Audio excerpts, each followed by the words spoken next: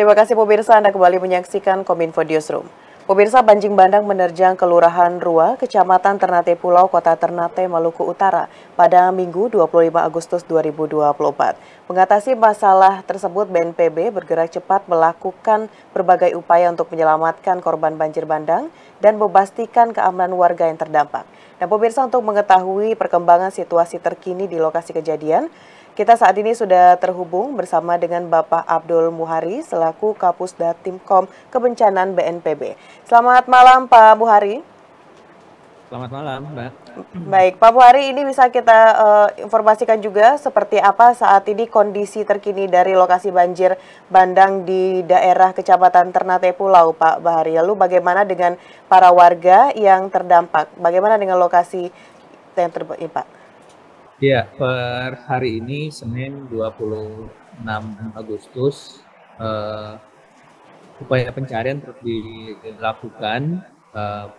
Pada hari ini kami mendapatkan update laporan jumlah korban yang sudah ditemukan. Jadi per pagi tadi kita mendapat laporan 13 orang korban tewas ditemukan sudah dalam keadaan meninggal dunia. Kemudian masih ada 6 orang dilaporkan hilang dan 9 luka-luka. Pada pencarian siang tadi, tim SAR gabungan melaporkan penemuan 3 jasad lagi yang saat ini sedang diidentifikasi. Kita tunggu nanti hasil identifikasi dari tim SAR dan juga DPI Mabes Polri supaya kita dapat memberikan informasi lengkap tentang identitas korban ini. Untuk sementara kondisi di lapangan itu masih ada potensi hujan, tapi tetap upaya pencarian dioptimalkan.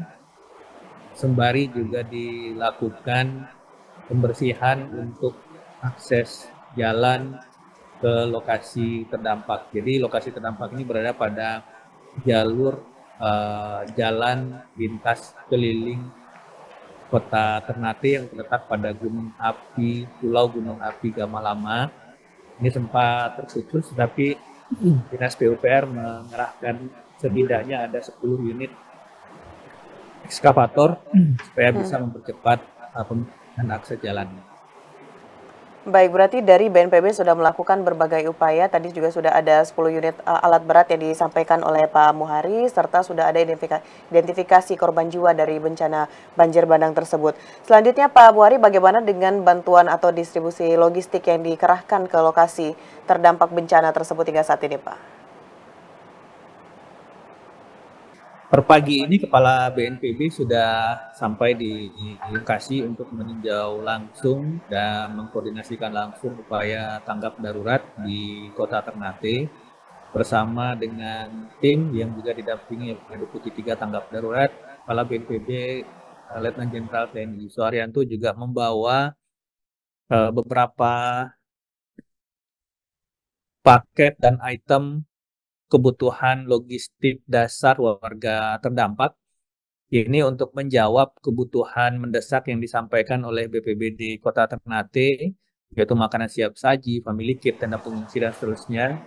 Maka Kepala BNPB membawa serta sekaligus dukungan logistik dasar, baik itu permakanan maupun non-permakanan, berupa tenda pengungsi 3 unit, light tower 2 unit, kemudian selimut, matras, terpal, kasur lipat, dan hygiene kit itu masing-masing 250 paket. Sembako 500 paket ini untuk menambah dukungan 2.000 paket yang sudah didistribusikan dan sudah disiapkan oleh pemerintah daerah. Kemudian juga kita membawa pompa Akon beserta selang input dan outputnya. Ini ditujukan untuk mempercepat upaya pencarian korban, karena terkadang pada tempat-tempat yang kita identifikasi ada potensi korban di bawah timbunan lumpur atau timbunan runtuhan rumah, itu biasanya kita tidak menggunakan alat berat. Kita menggunakan pompa bertekanan tinggi untuk membersihkan air supaya jasad ini tidak rusak atau tidak terkena oleh besi atau alat perangkat yang digunakan oleh alat berat. Nah, ini sudah juga dibawa oleh Kepala BNPB untuk mempercepat dan mengoptimalkan operasi pencarian. Hingga hari ini pendataan di lapangan menyebutkan bahwa ada 25 rumah yang dampak langsung, artinya ini ada 20 KK dari 25 KK dari 25 rumah ini. Sementara ini kita membuka 2 titik pengungsian, itu satu di SMK Negeri 4 yang juga langsung menjadi posko utama kedaruratan, dan satu lagi di SD Negeri 66. Meskipun jumlah KK terdampak dalam tanda kutip hanya 25 KK yang terdampak langsung, rumahnya terdampak langsung, akan tetapi tentu saja masyarakat sekitar masih was-was, masih trauma dan belum merasa aman untuk mereka tinggal kembali ke rumah masing-masing. Ini juga bisa kami tampung sementara di 2 titik pengungsian ini.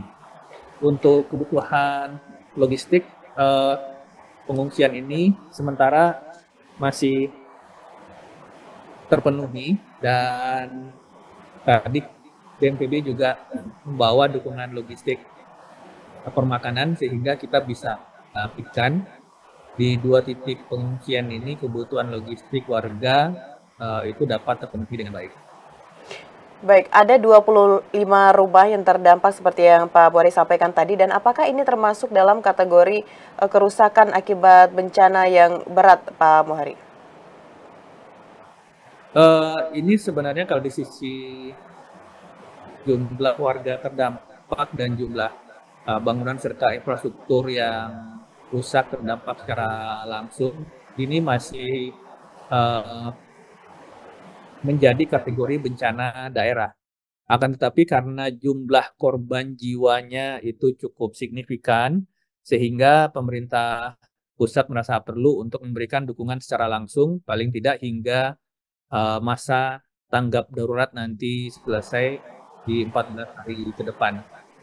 Yang kita utamakan dalam fase tanggap darurat ini ada 2 prioritas, yaitu pencarian dan pertolongan korban. Kita masih berharap ada korban yang bisa kita temukan dalam kondisi selamat, karena golden time kita masih dalam 3 kali 24 jam sejak terjadi bencana, jadi ini masih kita optimalkan. Kemudian penanganan pengungsi. Sekali lagi, meskipun warga yang terdampak langsung itu tidak terlalu banyak, tetapi faktor trauma dan faktor psikis dari warga di sekitar juga harus kita perhitungkan sehingga kita membuka 2 tempat pengungsian tadi. Tetapi kalau misalkan dilihat dari skala bencananya, ini masih dalam skala daerah, akan tetapi dari sisi korban jiwanya mengharuskan pemerintah pusat untuk langsung mengintervensi supaya operasi pencarian dan pertolongan ini bisa berjalan optimal. Baik, dari BNPB telah memberikan bantuan gitu dari yang disampaikan oleh Pak Buhari tadi, serta adanya upaya untuk melakukan proses pencarian orang. Kira-kira Pak Buhari, alat berat selain dari alat berat dan juga pompa, bantuan apa yang dibutuhkan oleh BNPB ini agar bisa mempercepat dalam proses pencarian orang akibat bencana banjir bandang ini, Pak? Untuk logistik dasar warga berupa logistik permakanan dan non permakanan itu saat ini bisa terpenuhi, tapi tentu saja untuk operasi pencarian yang melibatkan lebih dari 400 personil SAR gabungan itu juga memerlukan dana operasional yang tidak sedikit, sehingga BNPB, Kepala BNPB hari ini juga akan menyampaikan dukungan dana operasional siap pakai dari BNPB untuk kota Ternate sebanyak 500 juta rupiah. Kemudian institusi langsung yang menghandle personil di lapangan seperti Kodim Kota Ternate, Korem 152 Ternate, kemudian Polres Kota Ternate, itu masing-masing mendapatkan dukungan operasional sebesar 200 juta rupiah. Selain itu juga kita memberikan dukungan dana operasional untuk provinsi sebesar 250 juta rupiah. Jadi sudah cukup lengkap dari sisi baik itu logistik, permakanan maupun peralatan, kemudian juga dana operasional siap pakai. sehingga kita harapkan benar-benar 14 hari ke depan fase tanggap darurat ini bisa berlangsung secara optimal, efektif, dan efisien. Baik, Pak Muhairi, sebenarnya dari sejarah atau histori geografis dari Kelurahan Rua, Kecamatan Ternate, Pulau ini, seperti apakah potensi-potensi banjir bandang yang mungkin saja nantinya akan terjadi lagi di daerah tersebut dan apa yang akan dilakukan oleh pihak terkait untuk bisa meminimalisir agar hal tersebut ke depannya bisa begitu cepat kita atasi, Pak Muhairi? Perlu kita pahami bahwa kota Ternate ini terletak pada Pulau Gunung Api Gamalaman, ya.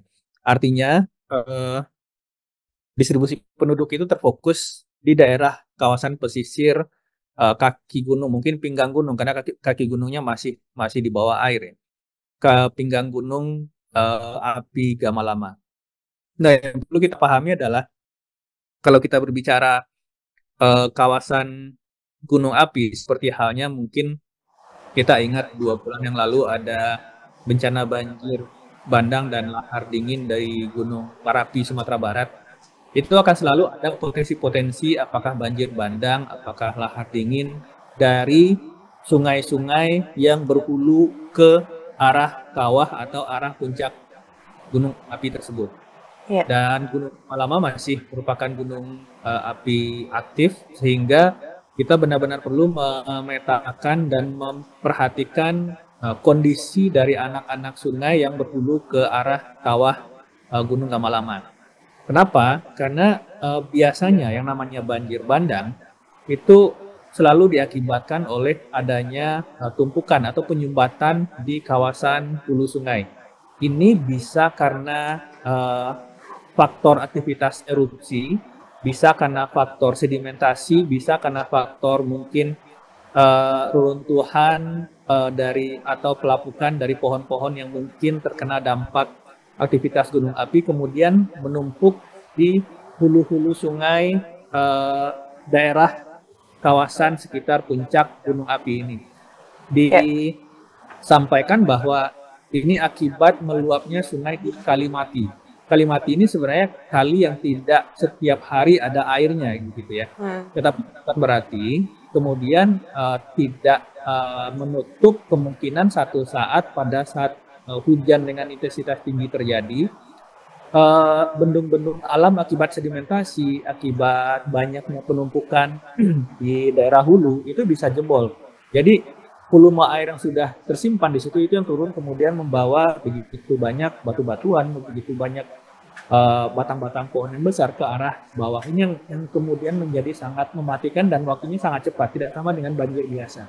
Ya. Jadi yang akan kita lakukan saat ini, tim mapping dari BNPB juga sudah bergerak ke lokasi. Kita akan melakukan mapping detail dari anak-anak sungai yang ada di daerah Gunung Api Gamalama, karena sekeliling kawasan pesisir Gunung Api Gamalama ini adalah kota Ternate, sehingga kita perlu memapping tidak hanya di daerah terdampak saat ini, tapi juga potensi daerah-daerah lain yang mungkin terdampak bencana serupa. Kita harapkan dari hasil mapping ini nantinya kita bisa menentukan opsi-opsi mitigasi yang bisa kita lakukan. Baik. Terakhir Pak Buhari, bagi masyarakat yang ingin memberikan bantuan terkait dengan bencana banjir bandang ini dan ingin melaporkan anggota keluarganya yang hilang hingga saat ini, mereka bisa melapor ke mana, Pak? Untuk pelaporan dan informasi, warga masyarakat bisa langsung ke call center Pusdalop BNPB di nomor 117. Kemudian untuk dukungan donasi, baik itu berupa barang maupun uang, mungkin sebaiknya langsung ke posko utama di SMK Negeri 4 Kota Ternate di Kelurahan Rua. Jadi ini satu pintu sehingga kita benar-benar bisa memastikan bahwa dukungan yang diberikan masyarakat bisa tepat tersampaikan pada warga terdampak. Baik, tentu kita berharap dengan segala upaya yang telah dilakukan oleh BNPB serta pihak terkait lainnya bisa segera mempercepat untuk membantu pencarian orang dan juga distribusi bantuan bagi masyarakat yang terdampak banjir di Kelurahan Rua, Kecamatan Ternate Pulau.